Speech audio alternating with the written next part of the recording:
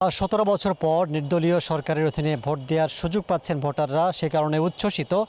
যেহেতু গত 3টি নির্বাচনে তারা অনেকেই ভোট দিতে পারেননি বলে আমাদেরকে জানিয়েছেন, বা অনেকটা সিলেটে ভোটের আমেজ বা উৎসব বিরাজ করছে। এর মধ্যে ভোট নেওয়ার ক্ষেত্রে যে প্রস্তুতিগুলো আছে সেগুলো সম্পন্ন করা হয়েছে। আগামীকাল ব্যালট পেপার সহ নির্বাচন সংশ্লিষ্ট যে উপকরণগুলো আছে সেগুলো ভোট কেন্দ্রে পৌঁছে দেওয়া হবে।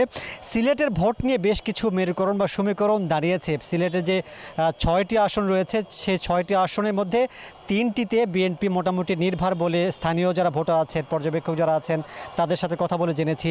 যেহেতু 3টিতে জামাতে ইসলাম তাদের নিজস্ব কোনো প্রার্থী দেয়নি, তারা মূলত তাদের শরিক খেলাফতে মজলিসের প্রার্থী দিয়েছে। সিলেট 2 যেখানে সাবেক সংসদ সদস্য নিখোঁজ ইলিয়াস আলীর স্ত্রী তাহসিনা রুশদী লুনা প্রতিদ্বন্দ্বিতা করছেন। 2, 3 এবং 5-এ জামাতে ইসলাম কোনো প্রার্থী দেয়নি।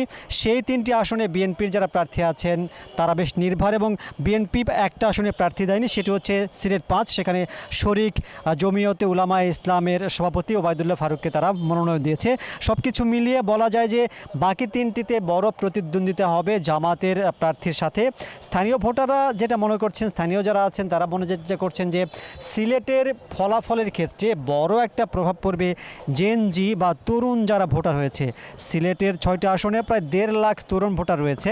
পাশাপাশি আওয়ামী লীগের বড় একটা ভোটের অংশ রয়েছে সিলেট জুড়ে, তারাও ভোটের ফলাফলে বড় একটা প্রভাব ফেলবে বলে মনে করা হচ্ছে। পাশাপাশি যে সিলেটের প্রবাসী যারা ভোটার আছেন তাদের মধ্যে সিলেট বিভাগের 1 লাখের বেশি পোস্টাল ভোটের জন্য তারা আবেদন করেছেন, তাদেরও বড় অংশ একটা ভোট যাবে।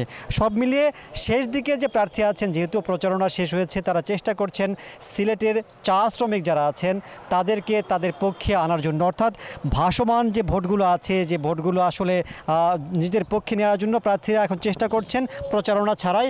স্থানীয় যারা আছেন তারা বলছেন যে সিলেট নির্বাচনে আগেও খুব একটা ঝুঁকি বা গণ্ডগোল হয়নি। এবারও প্রশাসন যেটা বলছে যে উপর থেকে নির্দেশ দেওয়া হয়েছে কোনো ধরনের কারচুপি, কোনো পক্ষপাতিত্ব যাতে না হয় সেটি নিশ্চিত করবার চেষ্টা করছেন। এবং যৌথ বাহিনীর যারা সদস্য আছেন, আমরা দেখেছি সিলেটে বিভিন্ন জায়গাতে তারা টহল দিচ্ছেন, এবং সিলেটের শহরের বিভিন্ন জায়গায় ঘুরে দেখেছি, কোথাও এখন পর্যন্ত এমন কোনো পরিস্থিতি দেখিনি যেটি আসলে ভোটের মাঠকে উত্তপ্ত করতে পারে।